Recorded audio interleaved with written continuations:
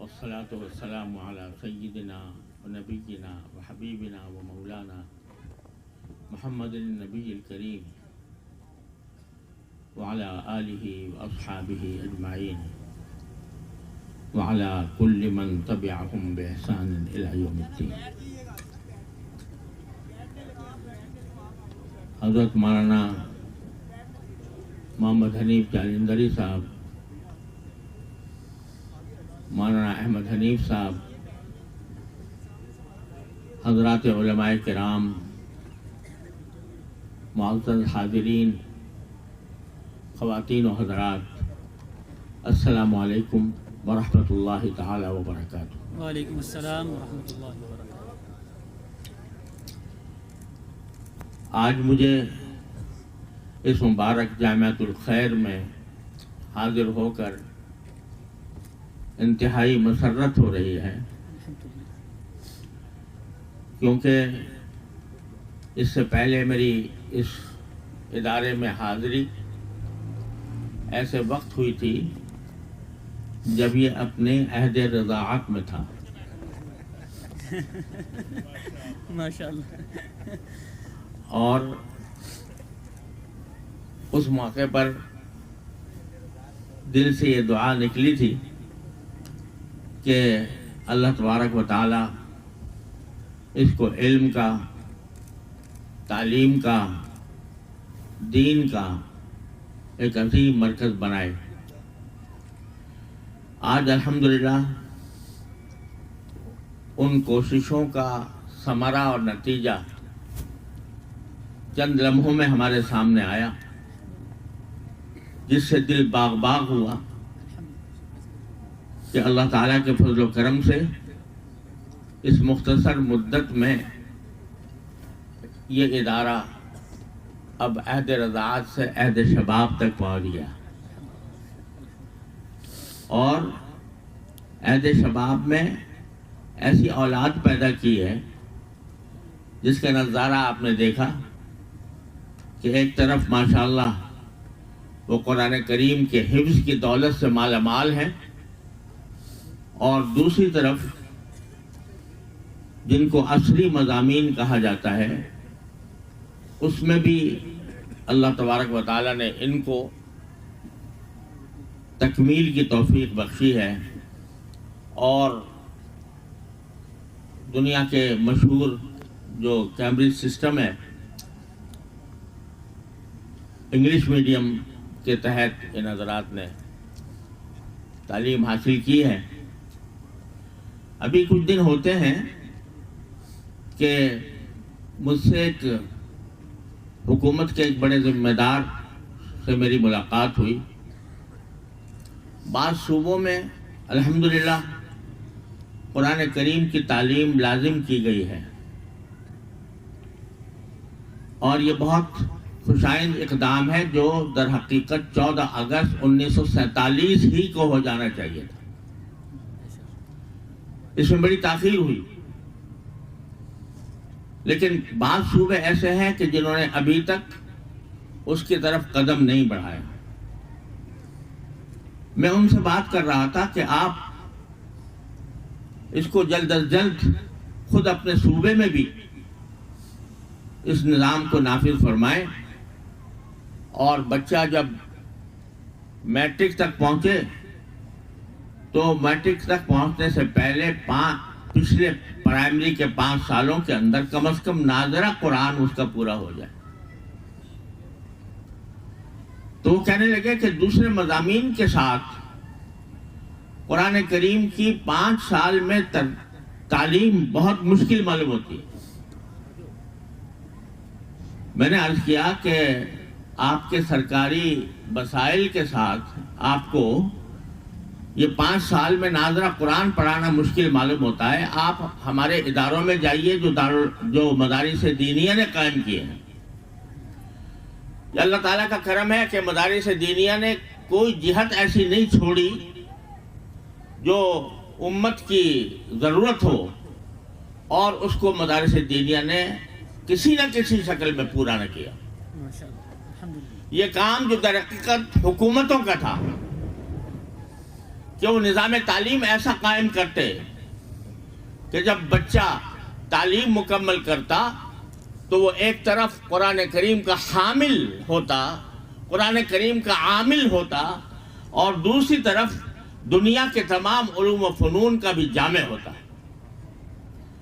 لیکن جب سارا سال تک حکومت کی طرف سے یہ ضروری اقدام نہ ہو پایا تو مسلمانوں نے، مدارس دینیہ نے، جو در حقیقت ایک اختصاصی ادارے تھے علوم دین کے لیے، انہوں نے دیکھا کہ جب دوسری جگہ کام نہیں ہو رہا ہے تو خود مدارس دینیہ نے ایسے اسکول قائم کرنے شروع کر دیے جس میں اسلامی تعلیمات معتمد طریقے سے اور اچھے معیار پر پڑھائی جائیں۔ یہ ہمارے ہاں کا عجیب صورتحال ہے کہ جو کام حکومت کے ہوتے ہیں حکومت نہیں کر پاتی، عوام خود بخود کرنا شروع کر دیتے ہیں۔ ہمارے یہاں بجلی نہیں آتی، بجلی فراہمی جو حکومت کا کام ہے اس میں وہ قاصر رہتی ہے، لوگوں نے جنریٹر لگا رکھے ہیں، اگر بجلی نہیں آتی لوگوں نے سولر سسٹم لگا لیے ہیں۔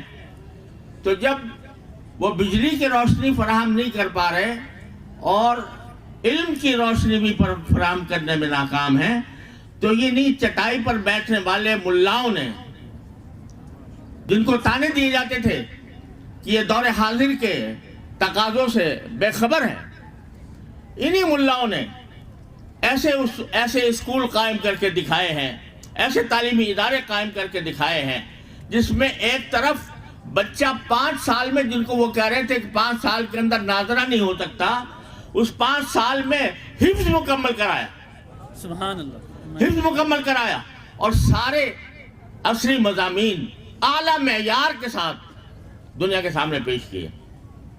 آج جامعۃ الخیر میں آپ نے جو منظر دیکھا، 62 طلبہ وہ ہیں جنہوں نے حفظ کی تکمیل کی ہے، الحمدللہ، اور اس کے ساتھ انہوں نے آپ کے سامنے انگریزی میں خطاب کیا۔ ہمارے یہاں بھی جامعہ دارالعلوم کراچی میں ایک اسکول ہے، ہیرا فاؤنڈیشن اسکول، الحمدللہ اس کے نتائج 5 سال کے اندر حفظ مکمل ہو جاتا ہے، ماشاءاللہ، اور اس کے نتائج ہمیشہ اے یا اے پلس آتے ہیں۔ ماشاءاللہ، ماشاءاللہ، اور ہمارا ایک طالب علم، ہیرا فاؤنڈیشن جامعہ دارالعلوم کراچی کا ایک طالب علم، اس نے پوری دنیا میں ٹاپ کیا، یعنی پوری دنیا میں اس نے ٹاپ کیا، یعنی کیمبرج سسٹم میں ساری دنیا کے اندر امتحانات ہوتے ہیں او لیول اے لیول کا، تو اے لیول کے امتحان میں ساری دنیا میں سب سے زیادہ نمبر اس طالب علم نے حاصل کیے۔ اس کو دیکھیں تو اس کے سر پر عمامہ ہے، اس کے چہرے پر داڑھی ہے، ماشاءاللہ، ماشاءاللہ، سبحان اللہ۔ تو اللہ تبارک و تعالیٰ نے ان مدارس دینیہ سے، جہاں اپنا روایتی کام الحمدللہ بہت خوش اسلوبی کے ساتھ چل رہا ہے، وہاں اس وقت کی ضرورت کو بھی انہوں نے محسوس کر کے جگہ جگہ مدارس اسکول قائم کیے ہوئے ہیں، اور لوگوں کے لیے کوئی عذر نہیں چھوڑا۔ لوگ کہتے ہیں صاحب اگر ہم مدرسے میں بھیج دیں گے طالب علم کو تو مدرسہ دین سے تو واقف ہو جائے گا لیکن دنیا سے بے خبر رہے گا، اس واسطے ہم مدارس کے اندر اپنے بچوں کو نہیں بھیجتے۔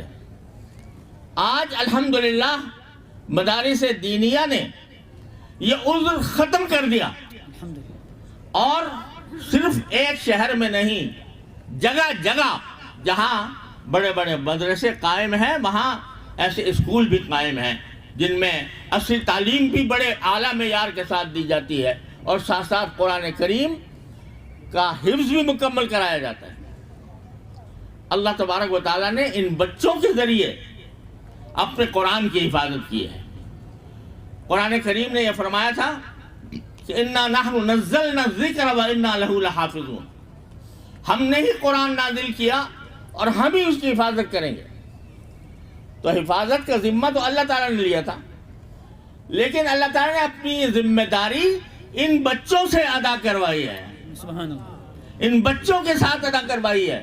یہ معجزہ دکھایا اپنے قدرت کا کہ پچھلی کتابیں جن کو محفوظ نہیں رہنا تھا، وہ تورات ہو یا انجیل ہو یا زبور ہو، ان کے اللہ تعالیٰ نے حفاظت کا وعدہ نہیں کیا تھا، چنانچہ وہ اپنی اصل شکل میں باقی نہیں رہی۔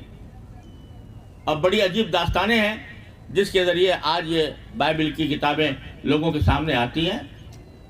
میں اس کی تفصیل میں جاؤں تو بہت وقت چاہیے، لیکن اللہ تبارک و تعالیٰ نے یہ معجزہ دکھایا کہ قرآن کریم کی حفاظت اس طرح فرمائی ہے کہ اگر بالفرض خدا نہ کرے ساری دنیا سے قرآن کریم کے مطبوع نسخے ختم ہو جائیں، کوئی ایک نسخہ بھی باقی نہ رہے، تو یہ 12 سال کے 13 سال کے بچے اپنی زبان سے پڑھ کر پورا قرآن تیار کر دیں گے۔ سبحان اللہ، ماشاءاللہ۔ تو میرے بھائیوں، یہ حفظ قرآن کوئی معمولی نعمت نہیں ہے۔ یہ اللہ تعالیٰ نے جو ذمہ داری اپنے اوپر لی تھی، اس ذمہ داری کا ذریعہ اب اللہ تعالیٰ نے ان بچوں کو بنایا ہے۔ اسی لیے کہا گیا کہ جب بچے حفظ کر لے گا کوئی بچہ، تو ان کے والدین کے سر پر قیامت کے دن تاج رکھا جائے گا۔ سبحان اللہ۔ ان کے والدین کے سر پر تاج قیامت کے دن آخرت میں، اور اس بچے کو یہ کہا جائے گا کہ تم اپنے خاندان میں سے 10 افراد کا انتخاب کر لو۔ یہ 10 افراد ایسے 10 افراد جو جہنم میں جانے والے تھے، تم سفارش کرو گے، سب کو جنت میں بھیج دیں گے۔ سبحان اللہ، سبحان اللہ، سبحان اللہ تبارک و تعالیٰ نے یہ مقام دیا ہے ان بچوں کو، یہ اعلیٰ اور عرفہ مقام دنیا کی کسی تعلیم میں حاصل نہیں ہو سکتا جو اللہ تعالیٰ نے حفظ قرآن کے اندر عطا فرمایا۔ ہم افسوس ہے کہ آج 75 سال ہمیں پاکستان کو قائم کیے ہوئے ہو چکے، لیکن جن مقاصد کے تحت وہ قائم ہوا تھا ابھی بہت تشنہ تکمیل ہے۔ نظام تعلیم ہمارا ایسا ہے، سرکاری اسکولوں میں جاؤ تو تعلیم کا فقدان ہے، اساتذہ پڑھانے کے لیے آتے نہیں، خالی پڑے ہوئے ہیں، عمارتوں کے کواڑ ٹوٹے ہوئے ہیں، پانی نہیں ملتا، اور اس طرح لوگوں کو ان تعلیمی اداروں میں بجائے کارآمد بنانے کے بیکار بنایا جا رہا ہے۔ اللہ تعالیٰ نے اپنے فضل و کرم سے یہ کچھ ادارے اس مقصد کے لیے قائم فرمائے ہیں، تو اب قوم کا بھی کچھ فریضہ ہے۔ قوم کا فریضہ یہ ہے کہ وہ اپنے بچوں کو دینی تعلیم و تربیت سے اس طرح آراستہ کریں کہ آگے چل کر وہ امت کی رہنمائی بھی کریں اور خاندان کے لیے سرمایہ افتخار بھی ہوں۔ آج پتہ نہیں کتنی مرتبہ مجھے ایک مہینے میں پتہ نہیں کتنی مرتبہ لوگوں کی شکایت ملتی ہے کہ جی ہمارا بچہ نافرمان ہو گیا، ہمارا بچہ ہم نے اس کو اعلیٰ تعلیم کے لیے مغربی یونیورسٹیوں میں بھیجا تھا، لیکن اب وہ ہماری بات ہی نہیں مانتا۔ تو اکبر الہ آبادی نے تو مرحوم نے اس زمانے میں کہہ دیا تھا کہ ہم ایسی سب کتابیں قابل ضبطی سمجھتے ہیں، ہم ایسی سب کتابیں قابل ضبطی سمجھتے ہیں کہ جن کو پڑھ کے بیٹے باپ کو خپتی سمجھتے ہیں۔ تو آج یہ منظر ہمیں نظر آ رہا ہے، اس پر بڑا فخر کیا جاتا ہے میرا بیٹا اعلیٰ تعلیم کے لیے فلاں جگہ بھیج دیا گیا ہے، اور وہ تنہا وہاں پر رہ کر وہاں کے معاشرے سے متاثر ہو کر وہ مغربی رنگ میں رنگ جاتا ہے۔ اس کو خدا کا پتہ نہیں، اس کو رسول کا پتہ نہیں، وہ نماز کی ٹکر میں مارنے کو تیار نہیں، اور والدین بعد میں آ کے روتے ہیں کہ جی ہم نے بھیجا تھا لیکن ہاتھ سے نکل گیا بچہ۔ تو کیوں ہوا ایسا؟ اس لیے کہ آپ کی ذمہ داری تھی کہ اپنے بچوں کی صحیح تعلیم و تربیت کریں۔ ماں کی آغوش سب سے پہلا مدرسہ ہوتا ہے کہ جی بچے کے لیے، وہ ماں، ایسی ماں جو بچوں کو لوریوں میں بھی درس دیا کرے، جو لوریوں میں درس دے۔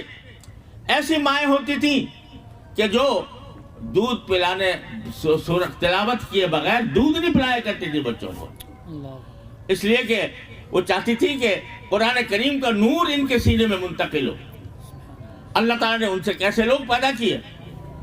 آج نہ ماں کو فکر ہے نہ باپ کو فکر ہے کہ میرا بچہ وہ آگے چل کر کیا بنے گا۔ اتنا تو ضرور ہے کہ بھئی تھوڑی سی اس کو ڈگریاں دلوا دیں، لیکن ڈگریاں دلوانے کے بعد بے شک وہ ماسٹر بن گیا، وہ گریجویٹ بن گیا، وہ پی ایچ ڈی ہو گیا، وہ ماسٹر کہلانے لگا، لیکن صحیح انسان بھی بنا کہ نہیں، مسلمان بھی بنا کہ نہیں، یہ تصور ذہنوں سے اوجھل ہوتا جا رہا ہے۔ تو میرے بھائیوں اور بہنوں، یہ جو اجتماع ہوتے ہیں ویسے تو عام طور پر یہ سمجھا جاتا ہے کہ یہ رسمی نوعیت کا اجتماع ہے۔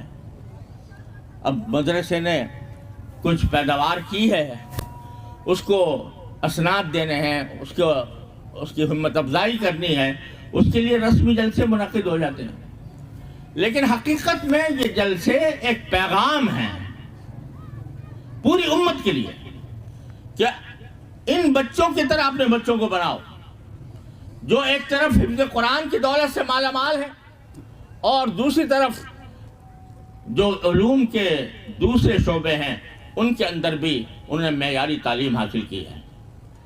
یہ فکر جب تک ماں باپ کے اندر پیدا نہیں ہوگی اس وقت تک ہمارے معاشرے کے مسائل حل نہیں ہوں گے۔ حکومت بھی اسی کی مانتی ہے کہ جو عوام کا ایک ہجوم لے کر اور اس کے اوپر چڑھ جائے۔ ہمارے انگریز کے زمانے سے، افسوس ہے کہ انگریز کے زمانے سے آج تک یہی طرز عمل آتا ہے کہ عقل اور دلیل کی بنیاد پر اگر کوئی بات ہم سے آ کر کہو وہ ردی کی ٹوکری میں ڈال دی جائے گی، لیکن اگر ہمارے ساتھ تم ایک مجمع لے کر آ جاؤ جو پتھر برسائے، جو سنگماری کرے، جو جلاؤ گھیراؤ کا کام کرے، جتنا تکڑا جوتا لے کر آؤ گے اتنا ہی تمہاری بات مان لی جائے گی۔ یہ ایک مزاج ہے جو انگریز کے زمانے سے چلا تھا اور افسوس ہے کہ آج تک قائم ہے۔ ہم آج جب اپنے دینی مدارس کے بارے میں کوئی یہ نہیں کہتے بھئی ہمیں پیسے دے دو ہمارے دینی مدارس کے چلانے کے لیے، ہم یہ نہیں کہتے کہ ہمارے دینی مدارس کو کوئی امداد دے دو، ہم نہ صرف یہ کہ امداد آپ سے مانگتے نہیں، اگر آپ دیں گے بھی تو نہیں لیتے، سبحان اللہ، لینے کے لیے تیار نہیں ہے۔ صرف اتنی بات ہے کہ بھئی ہمیں رجسٹریشن کرا دو ایسے کہ جس کے بعد ہماری آزادی اور خود مختاری برقرار رہے، صرف اتنا مطالبہ ہے۔ لیکن یہ مطالبہ مولانا حنیف جالندری پوری تاریخ ہے اس بات کی کہ کون سے سن سے یہ گفتگو آپ کی چلتی رہی ہے؟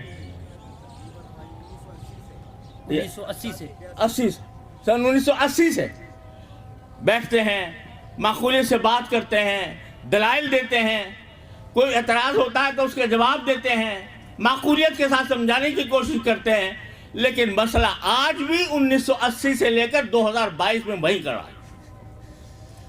یہ ذہنیت جب تک حکومت اپنی تبدیل نہیں کرے گی کہ وہ ڈنڈے کے بجائے عقل اور دلیل کی قوت کو مانے تو اس وقت تک ہمارے حالات اچھے نہیں ہو سکتے۔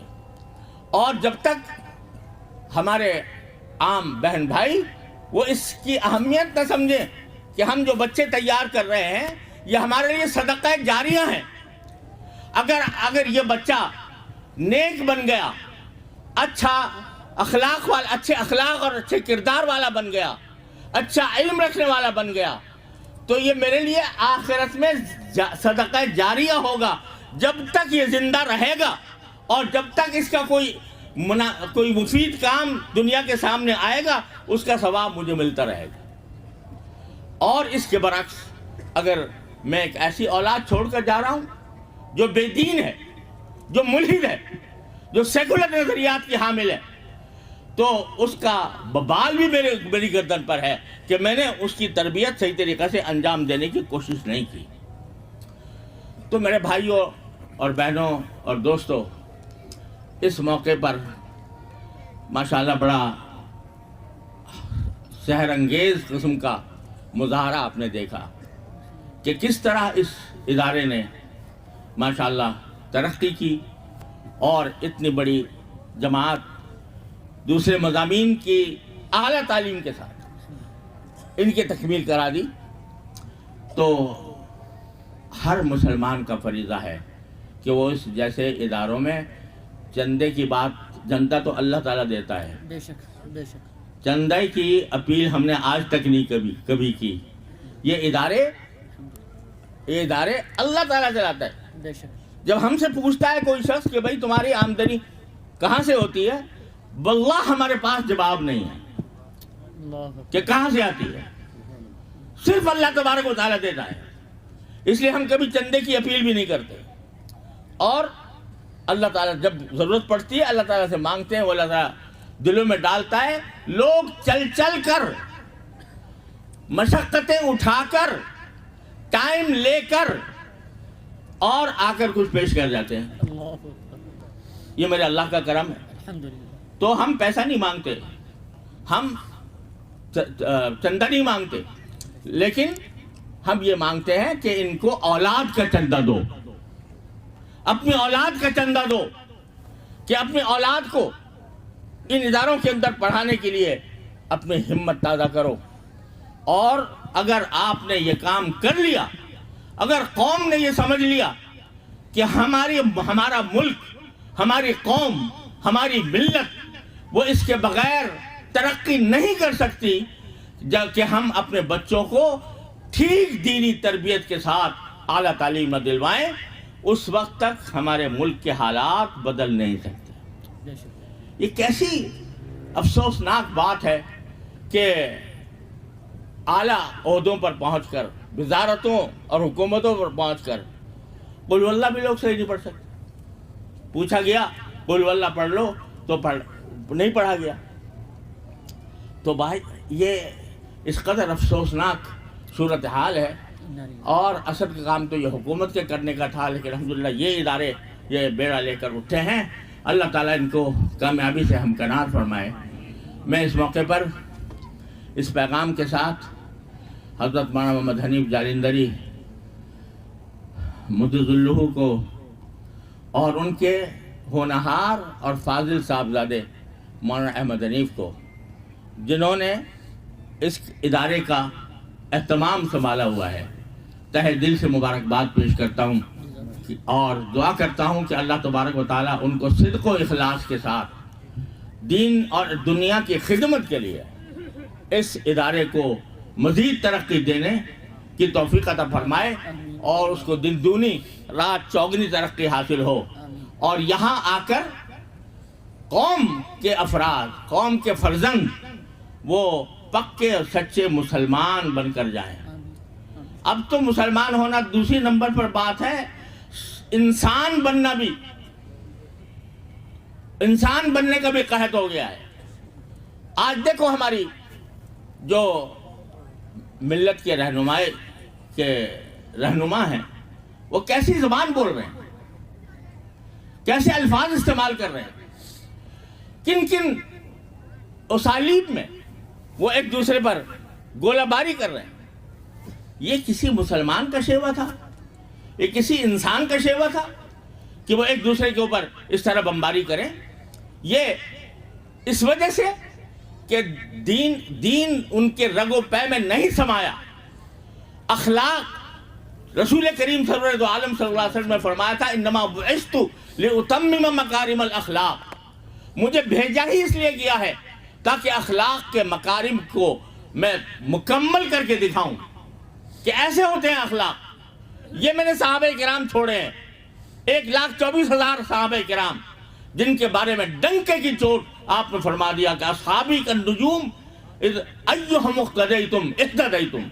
میں نے اپنے صحابہ ستاروں کی طرح چھوڑے ہیں، ان میں سے جس کی بھی اقتدا کر لو گے ہدایت پا جاؤ گے. سبحان اللہ سبحان اللہ. رسول کریم صلی اللہ علیہ وسلم کی تشریف آوری کا مقصد یعلمہم الکتاب والحکمہ ویزکیہم، تعلیم بھی کتاب کی، قرآن کریم کی، بلکہ 4 مقاصد بیان فرمایا، یتلو علیہم آیاتہ ویعلمہم الکتاب والحکمہ ویزکیہم. تلاوت کرنا قرآن کریم کی آیات کی نبی کریم صلی اللہ علیہ وسلم کا پہلا منصب تھا. تلاوت. یہ جو آج لوگ کہتے ہیں کہ بغیر سمجھے تلاوت کرنے سے کیا فائدہ, طوطے مینا کی طرح رٹا دیا گیا, وہ معنی سمجھتے نہیں, تو فائدہ کیا ہے؟ یہ قرآن کریم سے اور نبی کریم صلی اللہ علیہ وسلم کے مناسب نبوت سے جہالت اور غفلت کی دلیل ہے. بے شک. آپ کا پہلا منصب یہ بتایا کہ لوگوں کے سامنے آیات تلاوت کریں, اور حکم دیا فِإِذَا قَرَأْنَاهُ فَاتَّبِعْ قُرْآنَهُ. جب جبریل امین آپ کے پاس قرآن کریم کی تلاوت کریں تو آپ انہی کی تلاوت کے طریقے پر آپ بھی تلاوت کریں, جس سے علم تجوید پیدا ہوا, قرآن کریم کو صحیح طریقے سے پڑھنے کا. دنیا کی کسی ملت میں, کسی قوم میں علم تجوید کی کوئی نظیر آپ کو نہیں ملے گی. کوئی علم, کوئی زبان, اس میں کوئی ایسا علم نہیں ہوتا جو یہ کہے کہ بھئی اے کہاں سے نکلے گی اور بی کہاں سے اور سی اور ڈی کہاں سے نکلے گی, اور اس کا مخرج کیا ہوگا اور اس کی صفات کیا ہوں گی. یہ اللہ تعالیٰ نے قرآن کریم کی حفاظت کے لیے اور فَاتَّبِعْ قُرْآنَهُ کی تعمیر کے لیے علم تجوید کی بنیاد ڈالی, جس سے کہ آج الحمدللہ قرآن کریم صحیح پڑھا جاتا ہے. یہ بذات خود یہ نعمت ہے, بذات خود ایک نیکی ہے, اور اس کے ایک حرف پڑھنے پر 10 نیکیاں اللہ تبارک و تعالیٰ لکھتے ہیں. تو یہ تھا. پھر یعلمہم الکتاب الگ, تلاوت الگ, اور کتاب اللہ کی تعلیم الگ, یعنی وہ الگ مقصد ہے, اور کتاب اللہ کی تعلیم یعنی اس کے مضامین کو ذہن نشین کرانا الگ مقصد ہے. پھر وہ بھی کافی نہیں, حکمت بھی سکھائی رسول کریم صلی اللہ علیہ وسلم نے, جسے بتا دیا کہ حکمت اور عقلی اعتبار سے اگر کسی چیز کا جائزہ لینا ہو تو معیار صرف رسول اللہ صلی اللہ علیہ وسلم کی ذات ہے. جو آپ فرمائیں وہ حکمت ہے.